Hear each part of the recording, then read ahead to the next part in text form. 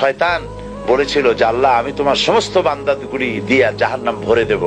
আল্লাহ তখন ফেরেশতাদেরকে ডেকে বলছিলেন, ফেরেশতারা শয়তানে বললো কি শুনেছো? তোমরা যাও পৃথিবীতে, আমার বান্দারা শয়তানের ওয়াসওয়াসায় পড়ে যদি একটা গুনার নিয়ত করে, গুনাহটা করে নাই, গুনার নিয়ত করেছে, আমলনামায় একটা গুনাহ লিখে দিও। আমলনামায় কোনো গুনাহ লিখবা না। গুনার নিয়ত করেছে, গুনাহটা করে নাই, গুনাহ লিখবা না। যখন গুনাহটা করে ফেলবে তখন একটা গুনার জন্য একটা গুনাহই লিখো, আর যদি তওবা করে তা আমি মাফ করে দেব।